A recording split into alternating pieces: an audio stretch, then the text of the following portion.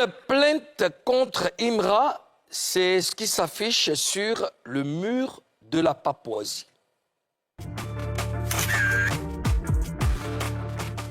Yagbaré en ville.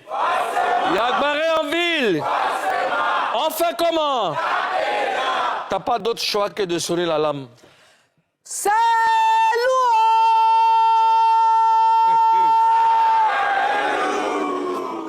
Sur le mur de la Papouasie, le producteur David Monceau qui a déposé 2 plaintes contre le rappeur Imra suite aux propos jugés diffamatoires et homophobes dans son morceau Yoruba Drill Acte 4.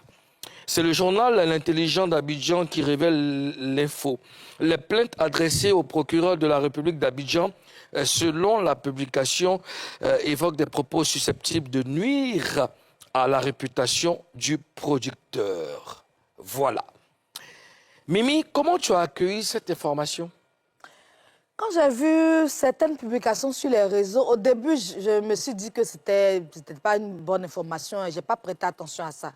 Mais après que ce média-là ait publié l'information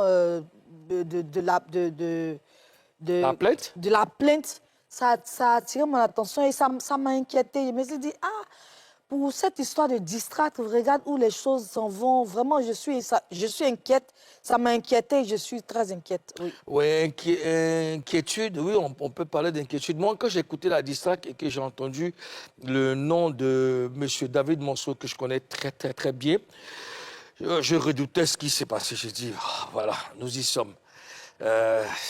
C'est arrivé, et c'est vraiment dommage. Alors, est-ce que Imra a réagi à cette plainte? Imra n'a pas encore réagi officiellement, mais il y a ce snap dans lequel il dit « L'industrie ne m'aime pas parce que je suis trop strict. » Trop straight. Trop strict. Ouais. C'est-à-dire, il est trop... Trop direct, trop noussi. Trop noussi, Ouais. voilà. C'est un peu ça. Alors, qui est David Monceau, l'homme qui a porté plainte contre Imra? Alors, la plus jeune, je vous instruis. David Monceau est un producteur de musique ivoirien, figure majeure de l'industrie africaine depuis la fin des années 1990.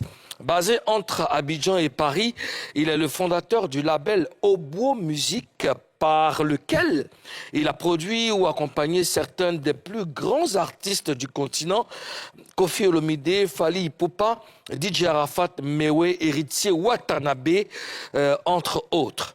Réputé pour son exigence et son flair artistique, Monceau est considéré comme l'un des producteurs les plus influents d'Afrique francophone, capable de transformer des artistes en véritables stars panafricaines. Aujourd'hui encore, il reste une voix respectée du milieu, consultant, producteur exécutif et acteur clé des relations entre labels africains et européens.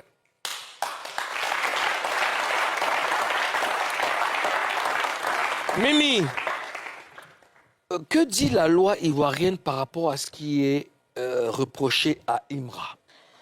Selon le code pénal de la Côte d'Ivoire, l'article 200-1 dit que la diffamation, l'injure ou la menace est punie d'un emprisonnement de 5 à 10 ans et d'une amende de 500 000 à 5 millions de francs CFA. Si l'infraction est commise par la voie de la presse, de la radio ou de la télévision, les peines sont portées au double. Le Code précise que les délits de diffamation, injure, etc. peuvent être qualifiés comme délits correctionnels selon leur gravité. C'est un peu ça. D'accord. Alors, moi je veux savoir, que risque concrètement Imra s'il est condamné?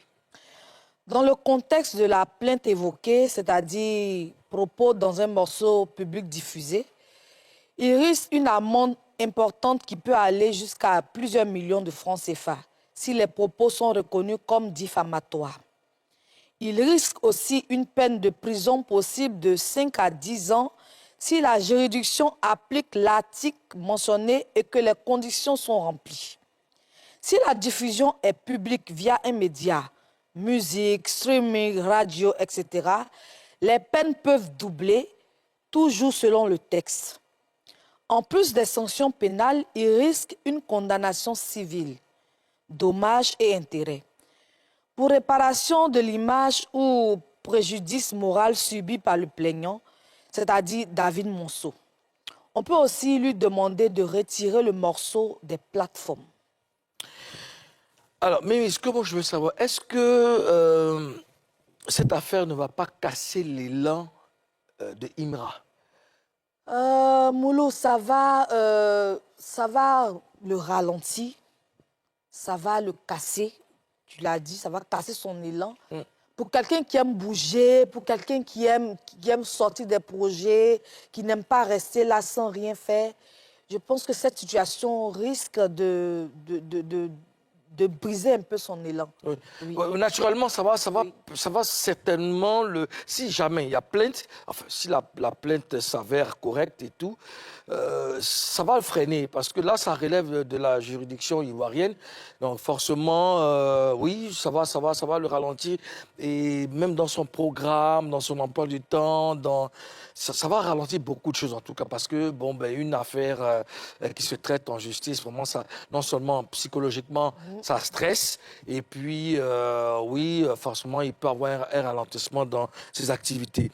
Alors, est-ce qu'avant Imra, des artistes ivoiriens ont été condamnés pour diffamation? Bien sûr, Moulou. Je te donne un cas. Fin 2020, lors d'un spectacle, Yodé et Siro ont publiquement critiqué le procureur de la République. Ils ont été condamnés à 12 mois de prison avec sursis pour diffamation et trouble à l'ordre public. Ils ont aussi dû payer une amende. Il faut savoir qu'en général, les peines prononcées dans les affaires qui concernent des artistes ont souvent été des sursis assortis d'amendes. Mais des peines fermes existent dans les cas de cyber-injures, diffamation impliquant des artistes. Donc, Imra risque gros si David Monceau maintient sa plainte plutôt. Voilà. C'est ce qu'on peut vous dire pour l'instant sur les plaintes de David Monceau contre Imra. On suivra cette affaire pour vous.